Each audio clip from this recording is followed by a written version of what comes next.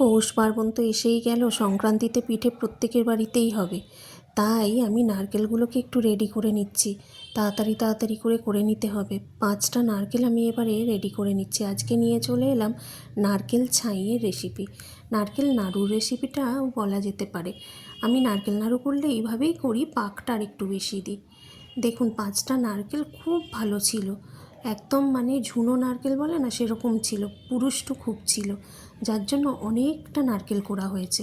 আর এই গোল্ডেন কালারের আখের গুড়টা দিয়ে জমে যাবে পুরো ব্যাপারটা। আখের গুড় আমি 1 কেজি আনিয়েছিলাম, 5টা নারকেলে 1 কেজি আখের গুড় দিয়েছি। আর নারকেলটাকে দেখুন প্রথমে আমি কড়াইতে এইভাবে মাখিয়ে নিই। এতটা বেশি পরিমাণ ছিল তো একবারে হচ্ছিল না, অল্প অল্প করে গুড় দিয়ে আমি এইভাবে প্রথমে মাখিয়ে নিই। নালে খুন্তির সাহায্যে মাখাতে গেলে তলার দিকটা গ্যাসে বসালে তারপর ধরে যেতে পারে। তাই আমি ঠান্ডা অবস্থায় এটাকে একদম পুরোটা মাখিয়ে নিয়ে তারপর গ্যাসের ওপর বসাই। ধীরে ধীরে কাজ এগোতে লাগলাম। গুড়টা খুব ভালো হলে আর কিছুই প্রয়োজন হয় না এটাতে, কিন্তু গুড় যদি খারাপ হয় তাহলে কিন্তু পুরো রেসিপিটাই একদম গেল।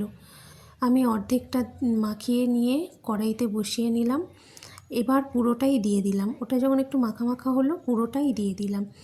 দিয়ে আমার মোটামুটি টাইম লেগেছে আধ ঘন্টা মতো।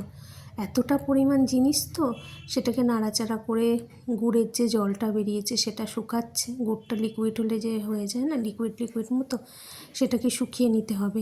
গ্যাস কমিয়ে বাড়িয়ে আমার হাতে ব্যথা হয়ে গিয়েছিল, এতটা নাড়াতে হয়, নাহলেই তলায় ধরে গিয়ে একদম ধরা গন্ধ হয়ে যাবে।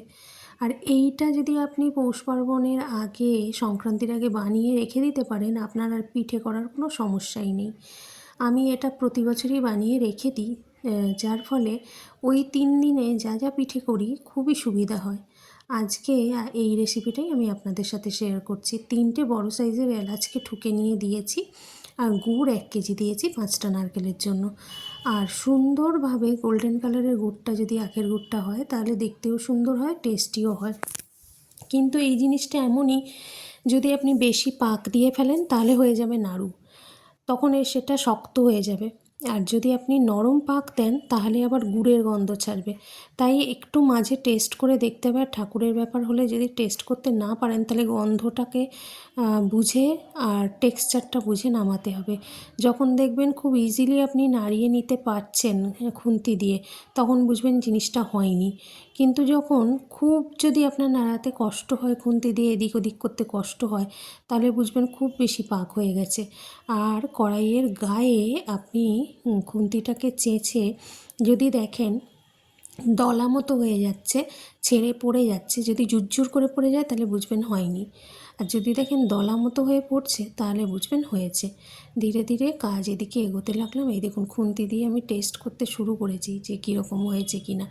আর গন্ধ দেখে আর রং দেখে, যারা আমরা বহুদিন ধরে করছি, গন্ধ আর রং দেখেই বুঝতে পারবো এই যে জিনিসটা এখন একটু ছেড়ে পড়ছে, তো এটা আর একটু হলেই হয়ে যাবে, আর বেশিক্ষণ টাইম লাগবে না। আমার আধ ঘন্টা মতো টাইম লেগেছে, গ্যাস কমিয়ে বাড়িয়ে আধ ঘন্টার মধ্যে আমি এটা কমপ্লিট করেছি। আর হ্যাঁ, এই দিকে তো পিঠের সমস্ত রেসিপি রেডি হচ্ছে। আর প্রমোদ আর্ট কি সাবস্ক্রাইব হয়েছে দেখুন, আমার নারকেল ছাই পুরো রেডি।